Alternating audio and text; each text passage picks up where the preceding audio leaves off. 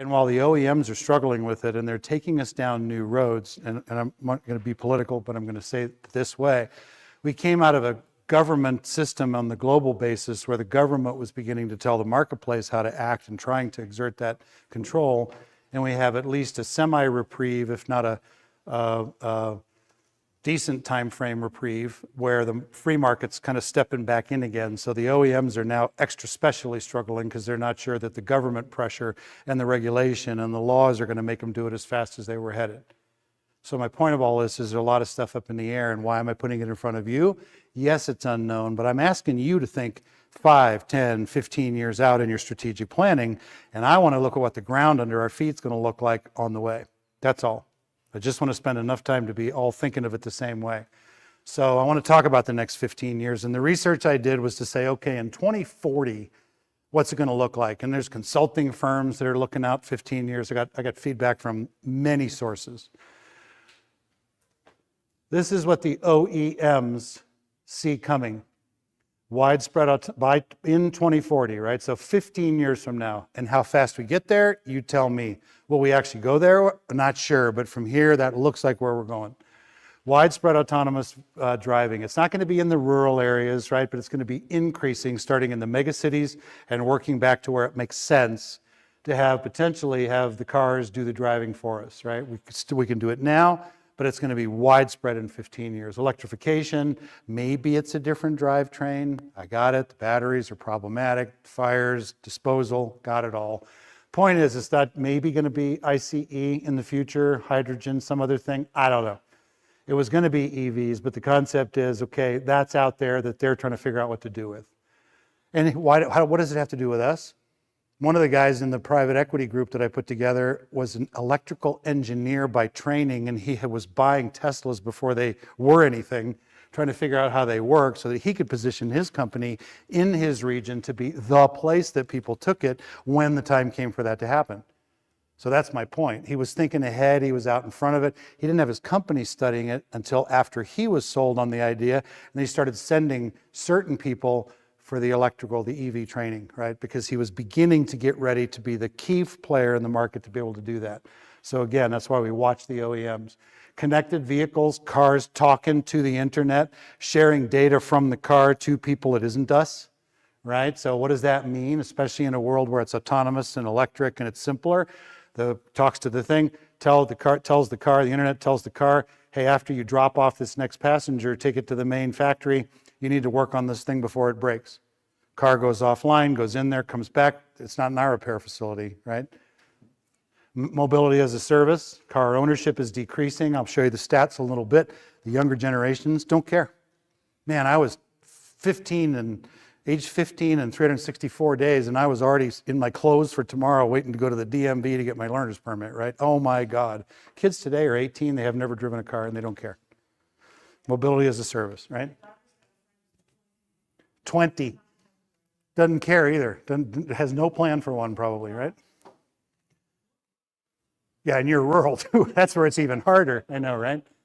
The sustainability focus, the carbon neutral thing, guys, Klaus Schwab may be in jail and all that at this point, but that doesn't mean it's gone away, okay? This conversation is not gone.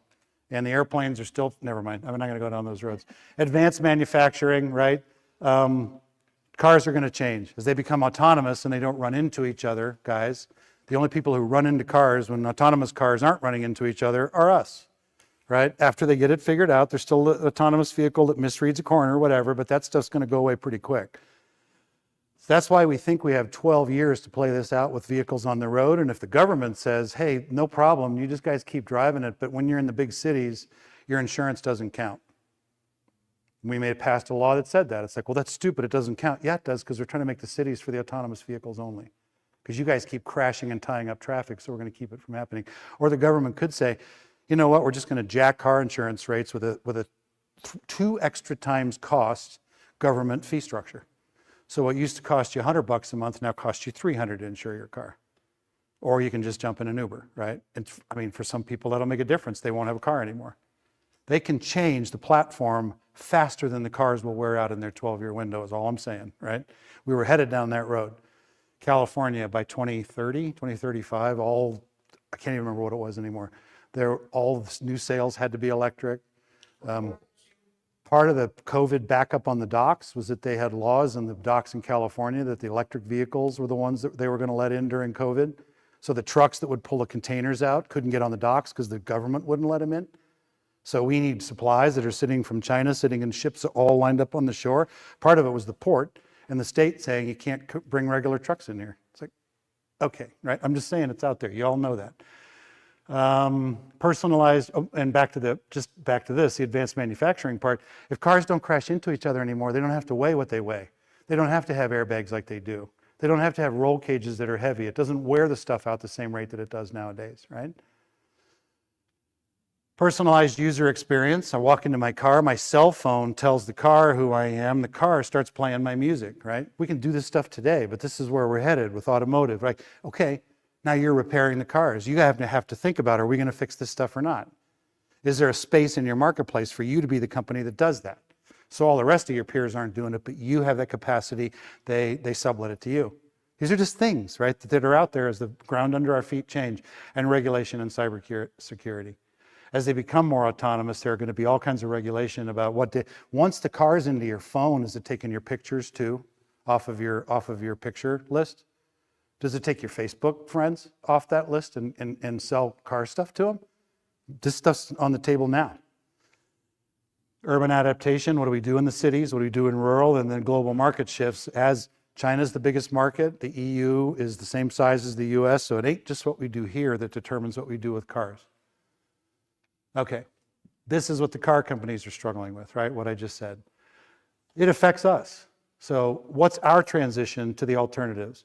How are we going to do autonomous vehicles? The technological complexity, do we just ride it and pretend it's not there, hold on to the palm tree and wait and see what happens? That's fine.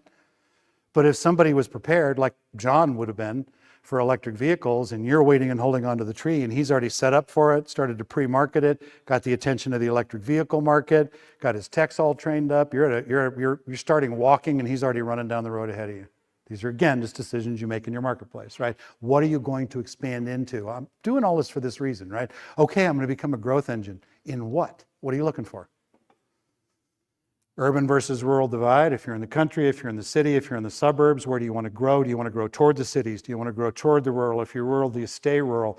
Do you just focus on rural like Manelis does? Or do you say, I'm on the corner of a state in the rural area, but I want to be part of the network that grows up in the big city an hour and a half down the road. So I am going to buy everything I buy in that direction. I could go in 360 degrees, but I'm going this way down the highway. And I'm going to buy them like this so that I become the outlier on that city's network that gets built, so I can put my thing on the coattails of the central thing and get my scale quicker. Right? Strategy. Regulations and right to parity and right to repair, that's our life now, and it's going to be our life as technology gets more sophisticated. We're going to have to work harder as an industry to defend ourselves. Okay, these are just the details, and they're in the slides. Transition to electric vehicles, it's different, right? And I don't need to go into it. It's here for you to see later. Autonomous vehicles, technology complexity, the software is getting more sophisticated. I was talking to to Joey, who has a Tesla, and she was talking about the fact that the 24 computers all died in the same way at the same time. It took her 4 weeks to get the new computer. She had no nav. She had no autonomous vehicle stuff. It's that, right? There's a whole new sophisticated thing. The BMWs have the onboard computers that break. I mean, you guys know this better than I do. I'm telling stories that you all tell me. But that stuff's just getting harder, not easier. And I'm going to say this, right, as dumb as it sounds. The high-end car companies, the Lexuses and the Mercedes and all that, are engineering more complexity into the internal combustion vehicles, while the concept is that life and technology is going to make them simpler. And yet they set the bar higher and higher with more computers on board. You guys with your programmable toggle switches, right? Good God, I used to roll a window down like this, right? And then it was like off and on. Now it's not that anymore. You put it in, it doesn't work because you haven't programmed it yet, right? And you guys know this. I mean, you know better than I do. They're not making it easier, they're making it harder on the way to having the whole thing potentially be forced to be a hell of a lot easier. Because autonomous vehicles don't have all the parts, especially the alternative drivetrain ones. Consumer preferences, reduced vehicle ownership is a huge issue. I'll show you the statistics in a minute. The difference in 15 years and the percentages of the kinds of people who walk in your front door And those of you who with fleet presences will be happy to see that fleet numbers are going to be the big rage of the future. Urban versus rural divide and the regulations, right? Our industry will evolve to meet the demands of new vehicle technologies and consumer trends. So again, if you have a 15-year window and you want to have 100 shops on the ground, is it business as usual shops? Or are you going to put some of this in your thinking and be there with that dynamic in the market as a part of who you are, built into your DNA? Companies that adapt through specialization and technological investment will have a better chance of thriving in a more consolidated market. The more shops you have, the less per unit training costs. Scale. Again, I'm putting this out here just because I'm opening the doors to all this thinking as you're doing your strategizing. Look at the percentages. In 2020 and 2040, individual EV alternative drivetrain owners, half the market. Mobility as a service fleet operators, another quarter of the market. Guys, that's 75% of the market right there. Commercial and delivery fleets, 10 to 15. The old legacy vehicles, this is 15 years from now, guys. It's 5 to 10% of the market driving around out there. Internal combustion engine, the classic that we have. Rural customers, nationally, 5 to 10%. Specialty niche enthusiasts, people who are saying, can you be a single shop? Sure. Specialty, right? You got to find your niche in here, right? 5 to 10% of the market. So this is in your 15-year planning too, right? Who are you going to sell it to becomes a part of our conversation. You don't have to have the answers now, but be aware of this stuff because we'll be talking about it. Yes. No. Hydrogen in this case would be in the alternative. It's not a gas engine or a diesel engine. Understood. The definition of ICE at this point is gas or diesel, not burning hydrogen. But yes, you're right. You're right. Technically, it's burning something. So, yeah. But I'm just telling you the way the stats are kept at this point. Thank you for the question. It was a good one. Larry. I think these stats are everywhere the same. Meaning? Oh, you mean, well, no, no, I know exactly what you mean. Same.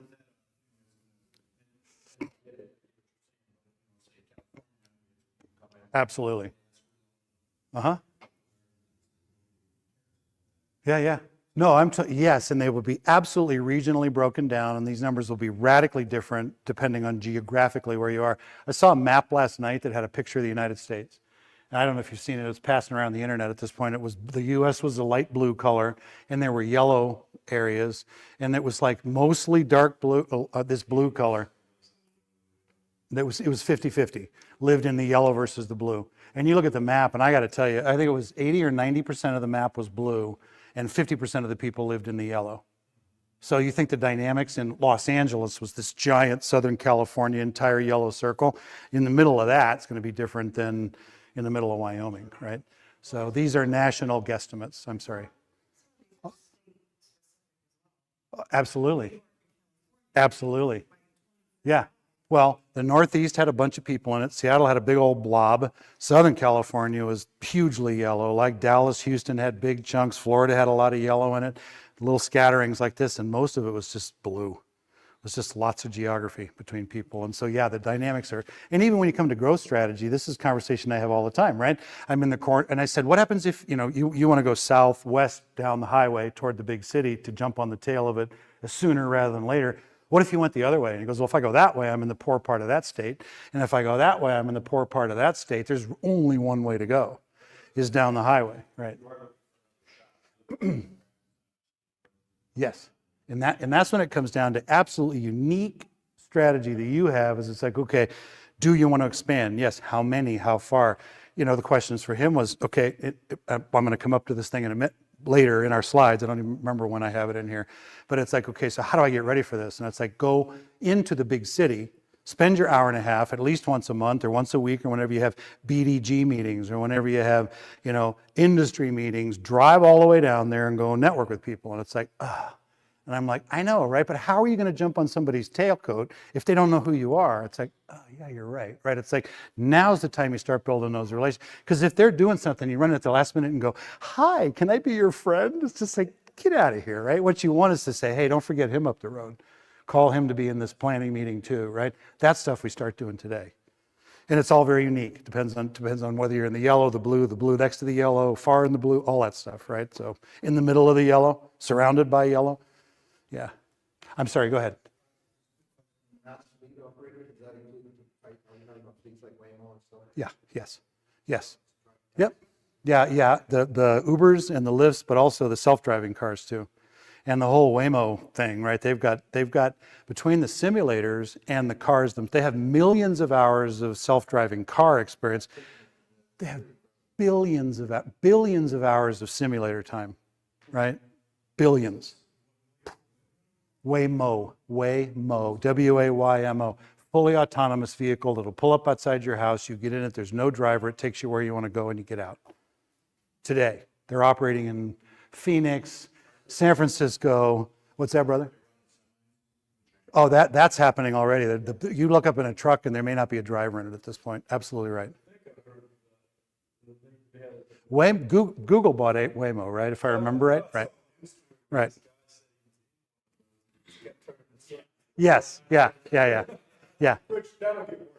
Well, you know how he worked it out. He called them on the phone and said, I'm in my circle in front of my house and the car won't stop. Can you stop it for me? And they went, sure. And then it went, he jumped out, right? So, yeah, 1 second, David. Yeah. No, go ahead, brother. Just a quick story about this self-driving car. I was in San Francisco to pick up one of my car. She was parked on a wet zone because it broke. It did not start. So I went there and then pretty soon the car comes because it's giving tickets to you. So it's a picture of your license. And I just noticed they're all white, full of cameras. Yeah. And I was right in front of the license plate. That's my customer's car. And the thing kept going back and forth trying to get a shot of license. It went away and came back. I stand again in front of the license. Out of the spot, but it came back. Sure. We've seen the cars with the cameras sticking out of them. I don't know, it depends on where you've been, right? But the Waymo ones don't look like that. The cameras it looks like a regular car. They use Dodge Chargers and stuff like that. Pizza companies deliver pizzas with these things. And what the pizza companies said, the Waymo people, were very pleased with the fact that instead of the Uber Eats, leaving it on your porch, that people actually will walk out to the street, pull the back window open, take their pizza out, close it, and then when the door closes and the person's clear of the car just drives away. And they said, we're very pleased to the fact that the customer is not so lazy that the model doesn't work, right? I mean, this is going on, and this stuff's happening in select cities. They have permission to do this, but it's here. It runs now. It's just a matter of finishing the testing to multiply it, right? So, yeah. Isn't it fascinating, right?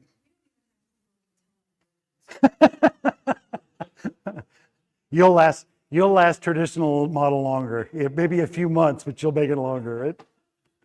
Brother, go ahead, Chris. Yeah.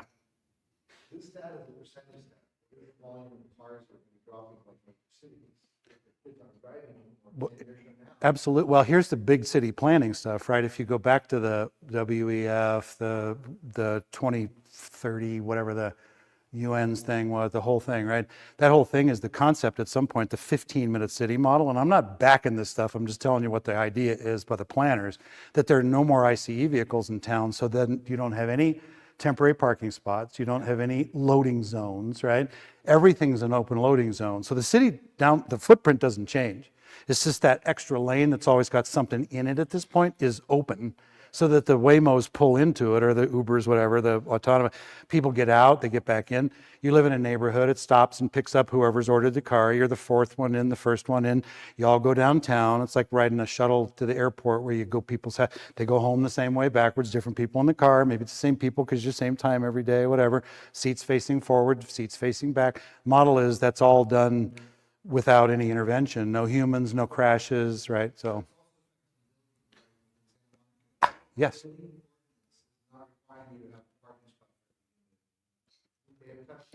Fascinating. Yes, it does. Yes, indeed. Yes. Less cars and more footprint for taxable space, right? Yeah. Yes. It's not to make this a psychological thing, but it's like, what does this do for society and the sense of freedom? Right? It's like, at what point in time do you lose that ability of, oh, I need to run over to the store and get this thing on my way home? It seems like that becomes almost like a track to work, home, you know, like, where do you, about the kids that gotta go to dance practice, and, you know, and all of that extracurricular things, I mean, it just. Can I say something that's going Are to? we gonna conform as a society where that goes away? Because at that point, you lose your independent freedom. Let me tell you philosophically, I've heard the arguments in two directions. One, it's freedom giving, and it's freedom holding. It's freedom removing, right? It's freedom giving because you don't have the price of having to pay for a car. This depreciating asset that takes money out of your pocket every day, that's gone. You use it when you need it, you don't when you don't. Whether it's self-driving, Uber, or it's parked on the corner and you rent it for 2 days and put it back again, whatever, right? Yep, right. That's one. It's financial freedom giving. It's road availability freedom taking. And now let's take it one step further. And I don't want to be political. I'll just say this: if it's a benevolent system, it's freedom giving. If it's a malevolent system that decides to tell you what they will and won't provide for you there, now you don't have your vehicle to make your own decision anymore. That's freedom restricting. And those are all questions of the day, right? Where were we headed? Where are we headed? Where are we now? Where will we be 15, 20, 25 years from now? I'm not trying to stumble our thinking. I'm trying to, if you're making 15-year plans to have 100 shops, you got to have some of this in the back of your head when you're making plans. That's all. That's all we're doing. And we'll go deeper in this later, but it's like we've got to have it on the, we got to look at the ground we're standing on. Is it moving or hold still? Hold on one second, brother. I'm sorry. He had his hand up like 2 hours ago. Sorry, David.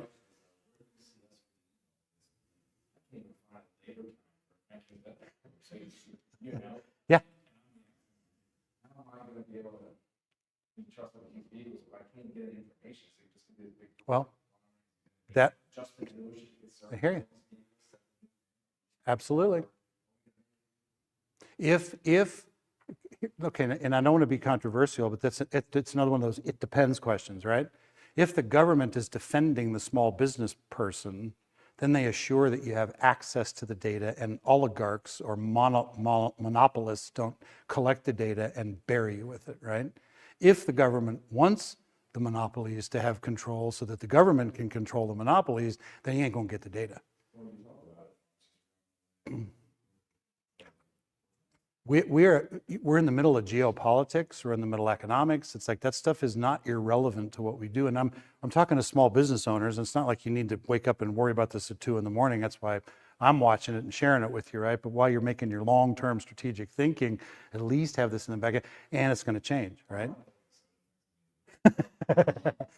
Yeah. I mean, these are great questions. There's a lot of it depends in the middle, right?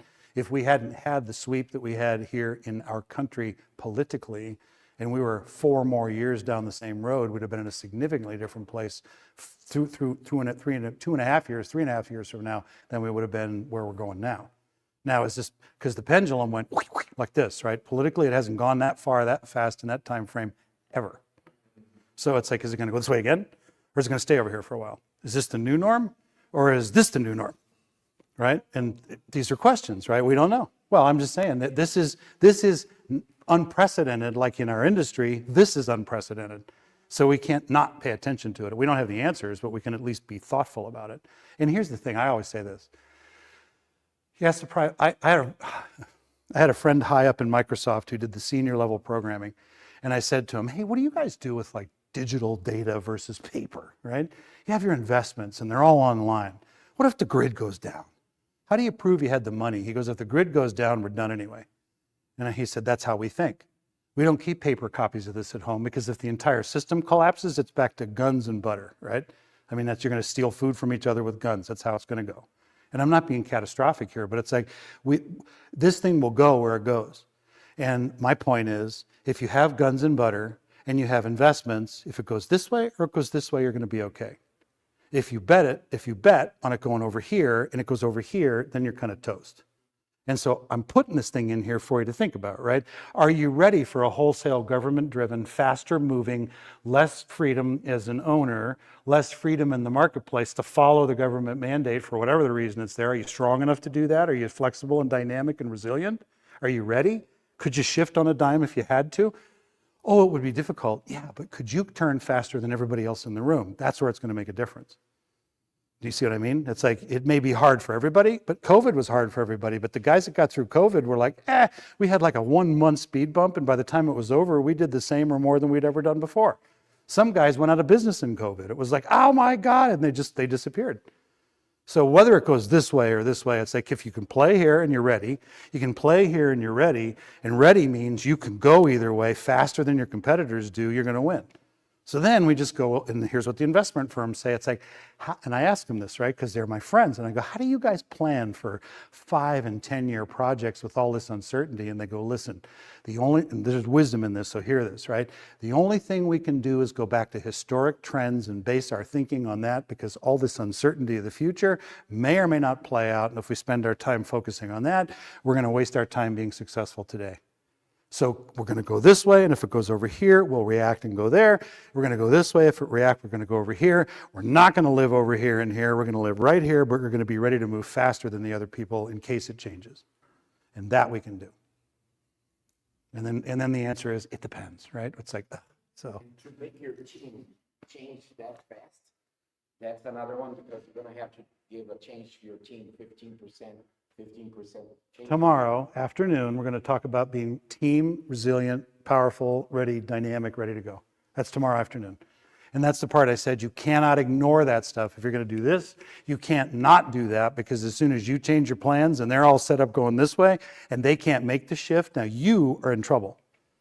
And you can't do that. You got to have the dynamic, ready team, more ready than anybody else. Okay, you guys, are we okay? All right. Yes, sir.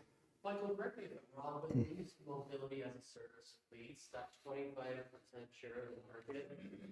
As an independent service station or repair facility, we're never going to see limits for repairs. Is that right? They're going to have to.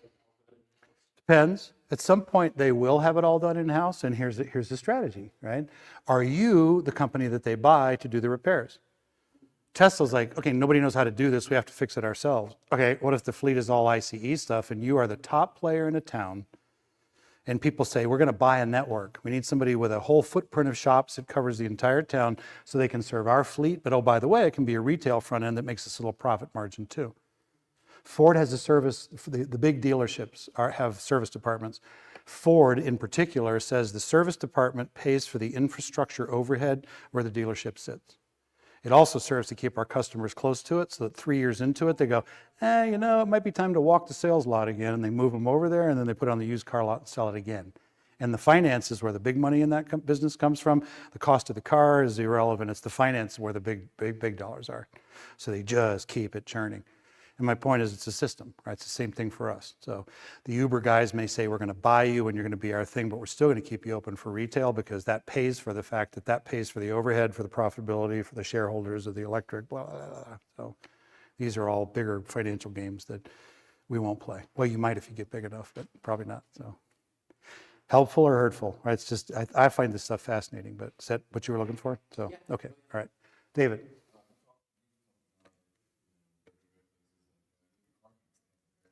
Mm-hmm.